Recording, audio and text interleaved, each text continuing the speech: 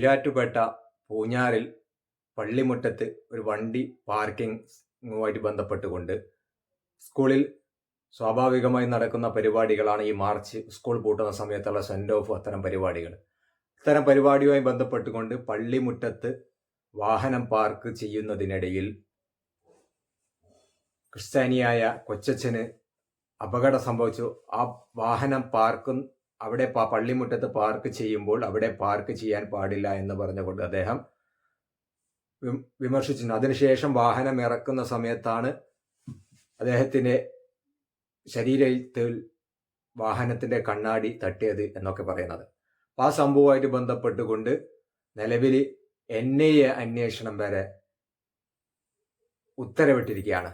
Mani C കാപ്പനെ പോലെയുള്ള ജനപ്രതിനിധികളാണ് ഇത്തരത്തിൽ കലുഷിതമായ സാഹചര്യം ഉണ്ടാക്കാൻ.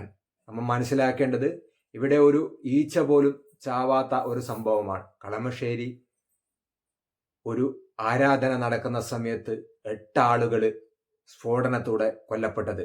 ആ സമയത്ത് 1ഉം 2ഉം മരണമാണ് സംഭവിച്ചതെങ്കിൽ പിന്നീടുള്ള മാസങ്ങളിൽ ഓരോ മരണം സംഭവിച്ചതിന് ശേഷം 8 ആളുകൾ മരണപ്പെടുകയായിരുന്നു. എന്നാൽ ഈ വിഷയത്തിൽ ഒരൊറ്റപ്രതിയും മാത്രം ഉണ്ടാവുകയും അതിന് കൃത്യമായ ഗൂഢാലോചന നടന്നിട്ടുണ്ട്. അത്തരത്തിലുള്ള യാതൊരു അന്വേഷണങ്ങളും നടന്നില്ല. ഒരു NIA അന്വേഷണത്തെയും ഇവിടെയുള്ള ഒരു ജനപ്രതിനിധികളും അവകാശപ്പെട്ടില്ല. എന്നാൽ കേവലം ഒരു സ്കൂളിൽ വിദ്യാർത്ഥികൾ നടത്തിയ യാത്രയയർപ്പിന്റെ ഭാഗമായിട്ട് നടന്ന സെൻഡ് ഓഫ്, നമ്മുടെ നാട്ടിലുടനീളം എല്ലാ സ്കൂളുകളിലും ഇത്തരം കോളേജുകളിലും സെൻഡ് ഓഫുകൾ നടക്കാറുണ്ട്. അത് ചിലത് മാന്യമായ രീതിയിൽ നടക്കും, ചിലത് ഒരു ഓവറായിട്ട് അല്ലെങ്കിൽ കുറച്ച് ആവേശം നടക്കുന്ന രീതിയിലൊക്കെ സംഭവിക്കും. ഇതൊക്കെ സ്വാഭാവികമാണ്. ഇത്തരം സ്കൂളുകളിലും കോളേജുകളിലൊക്കെ പലയിടത്തും വാഹനങ്ങളും കാറും ബൈക്കും ഒക്കെ സ്വന്തമായി ഇല്ലാത്തവർ പോലും സുഹൃത്തുക്കളെ വാഹനങ്ങളോ അല്ലെ മറ്റുള്ള ആളുകളെയൊക്കെ മറ്റു സുഹൃത്തുക്കളെയൊക്കെ കൂട്ടിക്കൊണ്ട് വന്ന് ആ വാഹനത്തിലൊക്കെ യാത്ര ചെയ്യാറുണ്ട്. അതൊക്കെ അത്തരത്തിലുള്ള സംഭവ വികാസങ്ങളെ ന്യായീകരിക്കില്ല. എന്നാൽ അത്തരം സംഭവ വികാസങ്ങൾ നമ്മുടെ കാലഘട്ടത്തിൽ, നമ്മൾ സ്കൂൾ പഠിക്കുന്ന കാലഘട്ടത്തിലും കോളേജ് പഠിക്കുന്ന കാലഘട്ടത്തിലും അത്തരം ഒരുപാട് സംഭവ വികാസങ്ങൾ ഉണ്ടായിട്ടുണ്ട്.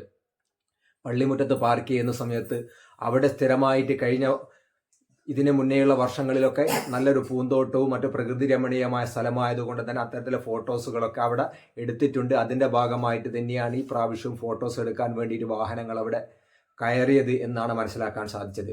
അതിനുശേഷം തനിക്ക് പരിക്ക് പറ്റി എന്ന് പറഞ്ഞുകൊണ്ട് ഒരുപക്ഷെ ഈ കുട്ടികൾ ബോധപൂർവം ചെയ്തതായിരിക്കാം. ആ ഒരു കുട്ടികളുടെ ആ ഒരു പ്രായത്തിന്റെ വൈകാരികത കൊണ്ടോ അല്ലെ എടുത്തിയാട്ടം കൊണ്ടോ ബോധപൂർവം അല്ലെ അറിയാതെ തട്ടിപ്പോയതിരിക്കാം. എന്തായാലും ആ സംഭവത്തിന് ശേഷം 12:30 കൂടിയിട്ട് സ്റ്റേഷനിൽ കേസ് 12:30 കൂടി ഹോസ്പിറ്റലിൽ പോവുകയും അതേപോലെ സ്റ്റേഷനിൽ ഹാജരാവുകയും കേസ് കൊടുക്കുകയും ചെയ്തു. ഹോസ്പിറ്റലിൽ തിരിച്ചു വന്നതിന് ശേഷമാണ് പിന്നീട് ഈ രീതിയിലേക്ക് വർഗീയവൽക്കരിക്കപ്പെടുന്നത്. 7 മണിക്കാണ്, പിന്നെ രാത്രി 7 മണിക്കാണ് ഹോസ്പിറ്റലിൽ അഡ്മിറ്റ് ആവുന്നത്. എന്നാൽ ആ രാത്രി 7 മണിക്ക് മുന്നേ ചില സംഭവ വികാസങ്ങൾ ഉണ്ടായിട്ടുണ്ട്. ഈ ഒരു വിഷയത്തെ വർഗീയവൽക്കരിക്കാനും വ്യാപകമായ രീതിയിൽ പ്രചണ്ഡമായ ഒരു പ്രചാരണം നടത്താനും വേണ്ടി എന്തോ ഒരു തീവ്രവാദ പ്രവർത്തനം നടന്നിരിക്കുന്നു എന്ന് വരുത്തി തീർക്കാൻ വേണ്ടി PC ജോർജിനെയും കാസയെ പോലെയുള്ള ആളുകൾ ഇതിന് പിന്നിൽ കൃത്യമായി പ്രവർത്തിച്ചിട്ടുണ്ട്. ഇത്തരം അധ്യാപകനെയായാലും അല്ലെങ്കിൽ ഒരു മത സ്ഥാപനത്തിലെ ഒരു വിശ്വാസി അല്ലെങ്കിൽ ആ വിശ്വാസത്തിന് നേതൃത്വം കൊടുക്കുന്ന ആളെയായാലും ആര് പരിക്കേൽപ്പിച്ചാലും അല്ലെ അറിഞ്ഞ് സംഭവിച്ചാലും അറിയാതെ സംഭവിച്ചാലും ഒക്കെ തെറ്റ് തന്നെയാണ്. ആ കുട്ടികളെ സംബന്ധിച്ചിടത്തോളം ആ തെറ്റ് അങ്ങനെ അറിയാതെ സംഭവിച്ചു പോയിട്ടുണ്ടെങ്കിൽ അത് കുറ്റമേറ്റു പറയാനും മാപ്പ് ചോദിക്കാനുമുള്ള നിർബന്ധ ബുദ്ധിയുണ്ട്. അതൊരു മനുഷ്യന്റെ മാനുഷിക മൂല്യങ്ങളെ കാണിക്കുന്നതാണ്. എന്നാൽ നമ്മളൊരു പ്രായത്തിന്റെ പക്വതയുടെ കുറവും അതോടൊപ്പം തന്നെ പ്രായത്തിന്റെ ആവേശവും നമ്മൾ ഈ കുട്ടികളിൽ കാണാതെ പോകരുത് എന്നും കൂടി നാം മനസ്സിലാക്കേണ്ടതുണ്ട്. ആ ഒരു കാലഘട്ടത്തിലെ അല്ലെ ആ ഒരു ഏജിൽ നിന്ന് ചിന്തിക്കുമ്പോഴാണ് നമുക്കത് മനസ്സിലാകുന്നത്. അവരുടെ ഏജിൽ ഒരു വർഷം നമ്മളെ പോലെയുള്ള ആളുകളും ഇത്തരത്തിൽ ആവേശം കൊണ്ട് പല സംഭവ വികാസങ്ങളിൽ അബദ്ധത്തിലെടുത്ത് ചാടിയ വിഷയങ്ങളൊക്കെ ഉണ്ടാവും. പല സ്കൂളുകളിലും ഇത്തരം സെൻഡ് ഓഫുകളിലും മറ്റു പരിപാടികളിലും ഈ രീതിയിൽ പ്രശ്നങ്ങൾ നടന്നു കഴിഞ്ഞാൽ പൊതുവെ സ്റ്റേഷനിലെത്തി കഴിഞ്ഞാൽ അവിടെയുള്ള പോലീസ് ഉദ്യോഗസ്ഥന്മാർ, SI CI പോലെയുള്ള പോലീസ് ഉദ്യോഗസ്ഥന്മാർ സാധാരണ എടുക്കുന്ന ഒരു നടപടിയുണ്ട്. ഇത്തരം സംഭവ വികാസങ്ങൾ ഉണ്ടായിക്കഴിഞ്ഞാൽ ആര് പരാതിയുമായി വന്നു കഴിഞ്ഞാലും അത്തരം പരാതികളെ നിരുത്സാഹപ്പെടുത്തുകയും എന്നാൽ ഇത്തരം സംഭവത്തിലേർപ്പെട്ട വിദ്യാർത്ഥികളെ ഉപദേശിക്കുകയും അവരുടെ ഭാവിയെപ്പറ്റിയും അവരുടെ കൃത്യമായ സമൂഹത്തോടുള്ള ഉത്തരവാദിത്തത്തെപ്പറ്റി പറഞ്ഞു കൊടുത്ത് കൗൺസിൽ ചെയ്തതിന് ശേഷം ഇരുവരെ ശാന്തമാക്കി ഒരു സംഭവ വികാസങ്ങൾ ഇനി ഉണ്ടാകില്ല എന്ന രീതിയിലേക്ക് ഒരു മധ്യസ്ഥം വഹിക്കുന്ന ഒരു കാഴ്ചപ്പാട് നമ്മുടെ നാട്ടിൽ പൊതുവെ ഉണ്ടാകുന്നതാണ്. അത്തരം സംഭവ വികാസങ്ങൾ നമ്മുടെ നാട്ടിലൊക്കെ ഒരുപാട് ഉണ്ടായിട്ടുണ്ട്. ഈ അടുത്ത് എൻ്റെ നാട്ടിൽ പോലും അത്തരത്തിലൊരു സംഭവ വികാസം ഉണ്ടായിട്ടുണ്ട്. ഇതൊക്കെ സാധാരണയാണ്. കാരണം വരാൻ പോകുന്ന ഒരു തലമുറയിൽ രാജ്യത്തിൻ്റെ വാഗ്ദാനമാണ് ഈ തലമുറ, ഈ പുതുതലമുറ എന്ന് പറയുന്നത്. അവരിൽ ഇത്തരം സംഭവ വികാസങ്ങൾ ഉണ്ടാവുമ്പോൾ, അവർ തെറ്റായ വഴിയിലേക്ക് പോകുമ്പോൾ അവരെ നേരെ വഴിയിലാക്കാനും അവരെ ഉപദേശങ്ങൾ നടത്താനും ഒരു സമൂഹത്തിൻ്റെ ബാധ്യതയാണ്.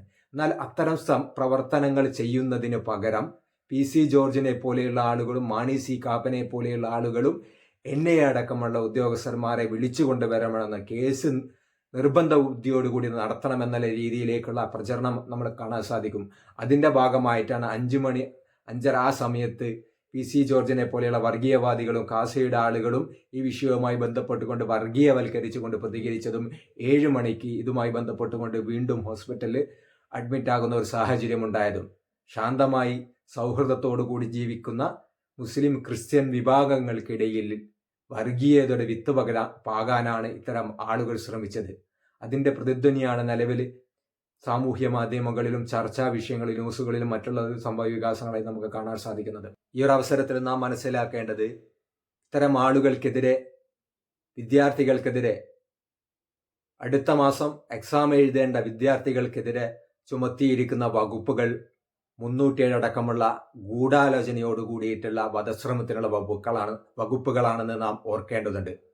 വിദ്യാർത്ഥികളെ കേവലം ഒന്നുകിൽ ഉപദേശിച്ചു വിടുക, അല്ലെങ്കിൽ നിസാരമായ കേസെടുത്തുകൊണ്ട് ഒരു പണിഷ്മെന്റ് എന്ന രീതിയിൽ ഭാവിയിൽ ഇത്തരം സംഭവ വികാസങ്ങൾ ആവർത്തിക്കാതിരിക്കാൻ വേണ്ടിയിട്ട് അത്തരം പ്രവർത്തനങ്ങൾ ചെയ്യുന്നതിന് പകരം ജാമ്യം കിട്ടാൻ പ്രയാസമുള്ള ഇത്തരം വകുപ്പുകൾ ചേർത്തുകൊണ്ട് ജയിലിലടയ്ക്കുകയും അവരുടെ ഭാവിയെ പോലും പ്രതിസന്ധിയിലാക്കുന്ന രീതിയിലുള്ള നിയമ നടപടികളാണ് ഇവിടെ സർക്കാരിന്റെ ഭാഗത്തു നിന്നല്ല, ആഭ്യന്തരത്തിന്റെ ഭാഗത്തല്ല, പോലീസ് സംവിധാനങ്ങളുടെ ഭാഗത്ത് മനസ്സിലാക്കേണ്ടത് സാഹചര്യം കൊണ്ട് അല്ലെങ്കിൽ വൈകാര്യത കൊണ്ട് തെറ്റുകളിലേക്ക് പോകുന്ന ഒരാളെ തിരുത്തുന്നതിന് പകരം അവരെ ഇത്തരത്തിൽ കണിശമായി ശിക്ഷിക്കാനും അവരെ സമൂഹത്തിൽ മറ്റൊരു രീതിയിലേക്ക് വർഗീയവൽക്കരിച്ചുകൊണ്ട് അരികവൽക്കരിക്കുമ്പോൾ ആ സമൂഹത്തിന് സംഭവിക്കുന്നത് പിന്നീട് ആ പാതയിലൂടെ തന്നെ സഞ്ചരിക്കാനുള്ള, ഞാൻ എത്ര നന്നാവാൻ ശ്രമിച്ചാലും സമൂഹം എന്നെ ഒരുപക്ഷെ നന്നാവാൻ അനുവദിക്കില്ല എന്ന ചിന്താഗതി ആ കുട്ടികളിലേക്ക് വരാനും ആ കുട്ടികളെ